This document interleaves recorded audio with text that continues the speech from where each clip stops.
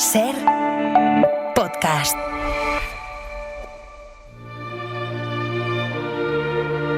Hoy por hoy Magazine. Ser podcast. Una historia sobre los a menudo inexplicables paisajes de la vida. Well, that's a difficult question to answer. I don't know what a landscape is for. It could be a beautiful garden, but it could also be... El abismo de las rupturas. Puede que durante todo este tiempo que hemos estado juntos tú hayas seguido enamorada de él en el fondo. Yo he sido muy feliz contigo, no digas eso. Que os encontrasteis y habéis estado 2 meses viéndose en secreto. No estaba segura y tampoco quería romperlo todo. Quería hacer las cosas bien. De verdad, no quería hacerte daño. Un cantante. Es que nadie puede estar con un cantante. Un cantante está bien para ir a un concierto, disfrutas y luego te vuelves a tu casa con una persona normal. Los significados del amor. ¿Tirita o trampolín? ¿Qué? ¿Tirita o trampolín? ¿Qué tipo de relación soy para ti? Tirita es esa persona que te ayuda a sanar la herida del corazón que te ha dejado una relación anterior, que te ha hecho daño. Y trampolín es esa persona que te ayuda a saltar de una relación a otra, dándote el impulso que necesitas. Tirita o trampolín, ¿qué crees que soy para ti? El paso del tiempo. Nuestro recorrido empieza aquí, en Plaza de España, y llega hasta la Plaza de Oriente, y consiste en una avenida jalonada con relojes de arena ante los cuales los viandantes se pueden parar y de una manera pausada y calmada ver cómo delante suyo transcurre el tiempo. Es un oasis en medio de la vorágine de la gran ciudad y un lugar que nos reconciliará con la calma. O la llegada del invierno al mundo de las emociones. Without love, it's always winter. I heard that once. Es la última película de David Trueba, notable conversador y contador de historias desde las páginas de una novela, un periódico, un guión, una charla o como director cinematográfico. Es el polifacético autor que ahora indaga en su propio pasado creativo para rescatar una de sus novelas, Blitz, y darle una nueva vida en el cine bajo el título Siempre es invierno. David Trueba, muy buenos días. Buenos días y muchas gracias por este como resumen que habéis hecho, que estaba maravillosamente ¿Está bien hecho. resumida la película? No, me ha encantado. Qué bien. Mira, ¿están el David Trueba director y el David Trueba novelista satisfechos con el resultado de esta versión cinematográfica, aunque el primero reconozca que el proceso ha tenido algo de traumático? Bueno, traumático es demasiado, no sé quién puso ese adjetivo en una entrevista. Traumático para mí son cosas más graves, pero sí que siempre es dificultoso, porque la novela la escribí hace más de 10 años y quizá en esos años cambias y cambia también tu forma de ver el mundo, pero creo que a la hora de adaptar la película he encontrado un acuerdo entre el que era entonces y el que soy ahora. Como lo tengo en general, como voy viendo pasar la vida, pues voy acordándome de quién era, pero también digo, bueno, en aquel momento hiciste lo que te pedía el cuerpo hacer. ¿Tú no te habías adaptado a ti mismo nunca? No, nunca. ¿Y no valoraste la posibilidad de darle el trabajo a otra persona, a otro director? No, en este caso no, porque fue como muy rápido. Es un proceso que vino un poco al acabar la novela.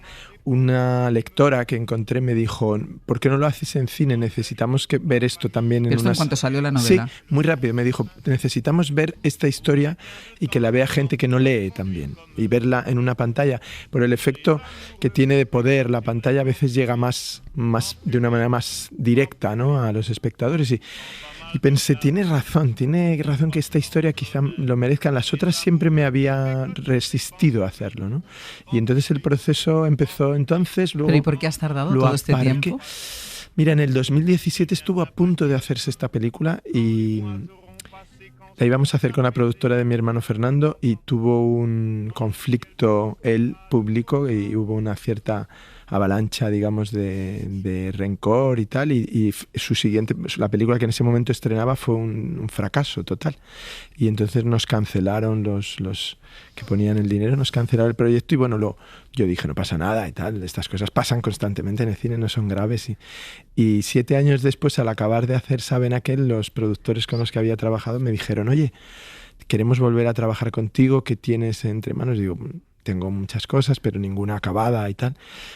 Y de pronto David Verdaguer, con el que había trabajado y tenía muchas ganas de sacarle de ese personaje de Eugenio tan para adentro que habíamos hecho, porque nos lo pasábamos pipa charlando con los actores en la película y con él y tal, y yo quería darles algún papel que tuviera más... una paleta un poco más tonalidades, ¿no? Y entonces de pronto dije, oye, ¿tú has leído una novela mía de hace años que se llama Blitz? Y me dijo, sí, la leí cuando la publicaste y tal, me encantó. Es la de, bueno, rápido definió, ¿no? La de la historia de joven con una mujer más mayor. Digo, sí. Digo, pues, ¿tú cómo te ves en ese papel? Y entonces me dijo, ostras, yo creo que bien, ¿no? Yo creo que lo podría hacer, no recuerdo todos los detalles. Y de pronto también el hecho de darle el personaje a él me dio alas y dije, venga, pues hagamos esto, ¿no? ¿Y la relectura o la adaptación que has hecho ahora, o la que hubieras hecho en el 17 hubiera sido la misma que ahora? Porque claro, tú has cambiado, evidentemente. No del todo, o sea, claro, yo he cambiado y sobre todo hay una cosa muy particular que me he dado cuenta incluso mientras hacía la película, que es que cuando escribí el libro yo estaba totalmente en el personaje narrador, en el hombre, en el joven que se David queda... Verdaguer eras tú. David Verdaguer era yo, el personaje era yo. Ahora estoy más cerca del personaje de la mujer, que es esta mujer francesa en la película que ya está un poco retirada, que incluso dice, mira, yo el capítulo este del amor ya lo he cerrado, esa página de mi vida ya está, la consumí, no tengo más tal. No es que yo sea eso, pero estoy más cerca de eso, ¿no? Y tienes una vida más pausada, tienes menos febrilidad, ¿no? Con estas cosas del día a día. Yo ya no vivo la intensidad esa que a veces le veo a la gente como que necesitan sentirse tal. Yo ya me siento bastante realizado, estoy tranquilo, tienes una mirada más pausada y entonces también cuentas mejor ese personaje de lo que seguramente lo contaba hace 10 años. Siempre es inviernos, como decíamos, la versión cinematográfica de la novela Blitz, publicada ahora hace 10 años. Las rupturas tienen un algo ridículo porque obligan a decir frases hechas que nadie acierta a evitar. Marta me dejó mientras comíamos un kebab y yo quería llorar, pero me esmeraba en no mancharme de grasa ni dejar rastro de la salsa griega en la comisura. Con Marta o Carlos yo solía bromear a veces con esa salsa blanca de los kebab que tantas veces nos subíamos a la oficina para seguir trabajando a deshoras. «Te ha quedado aquí un poco de semen», les decía cuando les quedaba un rastro cerca de la boca. Lo siento. Con un poco, anda. Se te ha quedado salsa aquí. Parece semen. Esto estropea un poco el momento para cuando lo recordemos, ¿no? Los momentos fundamentales quedan inmortalizados en tu memoria, asociados a la circunstancia, a un detalle, al lugar, a la hora del día. Llovía, llevaba hasta el jersey, pasó un coche amarillo, había una paloma atropellada en la calle. Yo no quería que... Releyendo Blitz, leyendo tu novela o acercándote de nuevo a ella, ¿en qué medida crees que el cine ha sido capaz de amplificar, de mejorar, de contar otras cosas que la novela igual no supo hacer hace 10 años? Bueno, es una gran pregunta y difícil de contestarla para mí, ¿no? Porque estás como muy implicado en las dos cosas, pero quizá el cine tiene... Azcona siempre me decía, David, el cine es imbatible en lo superficial, que es como una contradicción.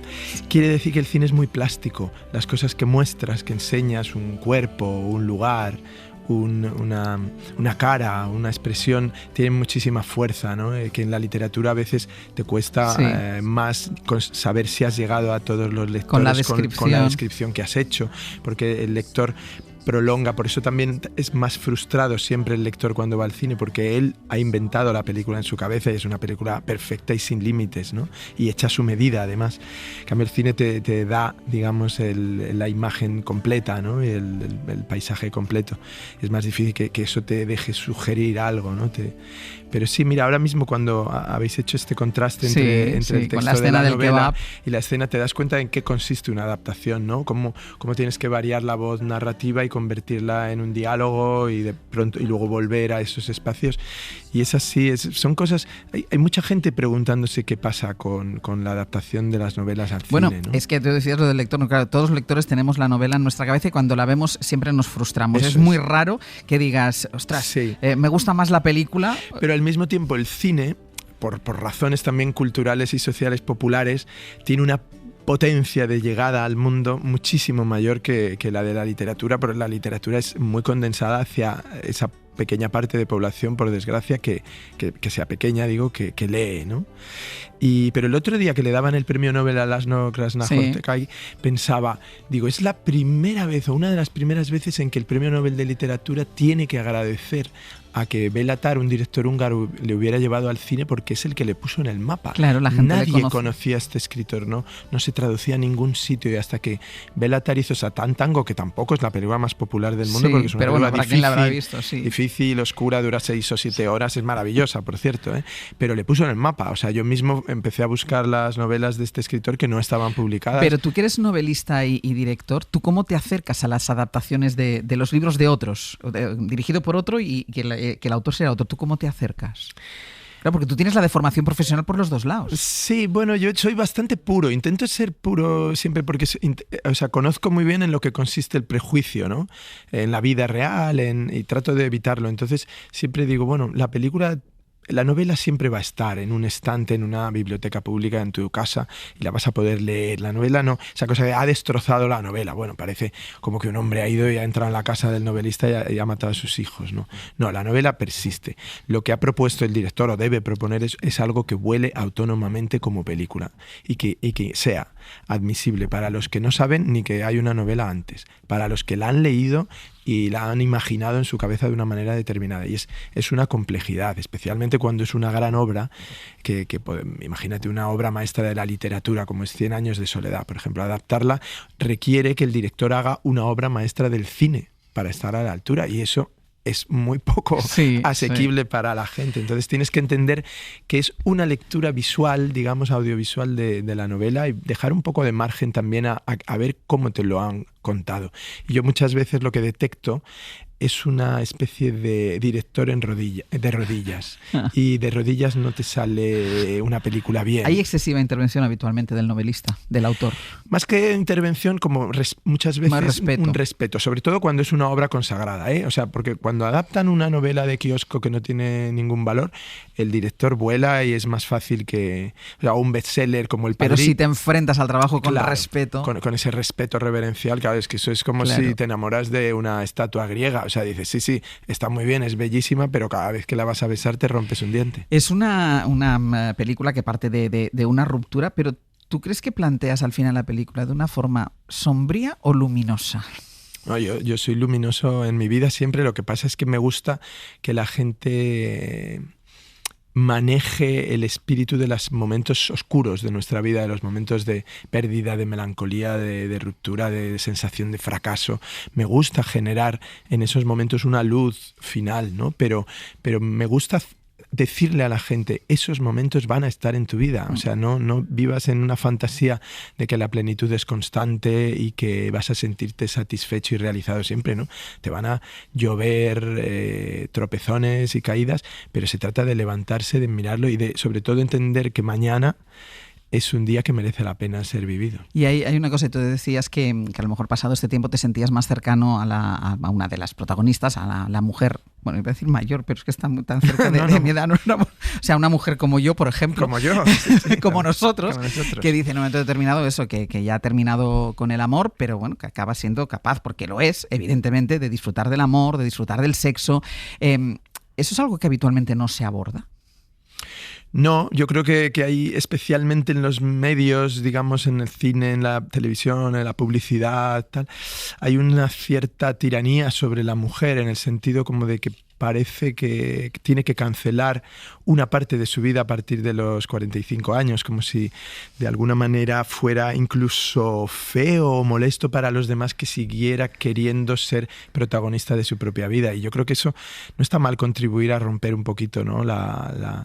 la barrera esa, sobre todo la barrera también de la belleza, por ejemplo, que es una cosa muy asociada a la juventud, especialmente con las mujeres. Estamos muy acostumbrados a que un hombre maduro sea muy atractivo, pero no estamos tan acostumbrados a decir, Dios, qué maravilla esta mujer. Siempre, incluso de joven, me pasó que me sentía muy atraído por unas mujeres que veía que habían sobrepasado la barrera esa del sonido, en el sentido de que ya no estaban como preocupadas de la tontería, sino que estaban en un sitio muy elegante. Sí, pero ¿no? date cuenta que sin estar preocupadas de la tontería, tú le haces decir una frase a la protagonista cuando dice eso de por las mañanas las cosas se ven de una manera diferente. Bueno, es que claro, el físico, una mujer a partir de cierta edad tiene, si ya siempre tiene escrutan su físico de una manera brutal, que no se hace con los hombres, imagínate cuando ya todo aquello empieza a dar signos también de deterioro, signos de envejecimiento, de tal, su vergüenza es muchísimo mayor que la del hombre también. Entonces ese pudor a mostrarse, a no sé qué, y lo entiendo además porque es así, pero creo que también debemos contribuir a normalizarlo y a no... Claro, es que no solo el sexo y la parte más estética o más física.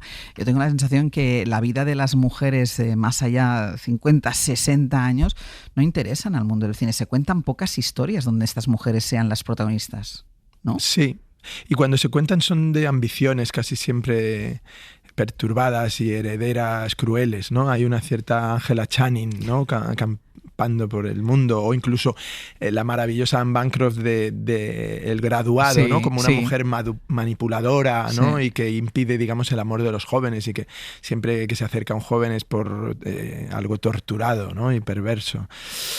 Sí, yo creo que hay que cambiarlo, o sea, lo digo sinceramente, creo que el cine, y me siento también responsable de ello, esa imagen la ha perpetuado también el mito de que Greta Garbo, a partir de perder el esplendor, lo que debe hacer es refugiarse y esconderse, y hemos hecho un mito de eso y de Sunset Boulevard y de tal, y debemos decir, bueno, a ver, eso forma parte de la mitología de la belleza, pero no es necesario en las personas tienen que vivir, tienen que vivir hasta el final, como digo yo, hasta el final. Desde películas como Soldados de Salamina, pasando por cintas como Vivir es fácil, Con los ojos cerrados, o esta misma, ¿sientes que tu tema o tu obsesión es básicamente tratar de entender el alma humana, de por qué somos como somos?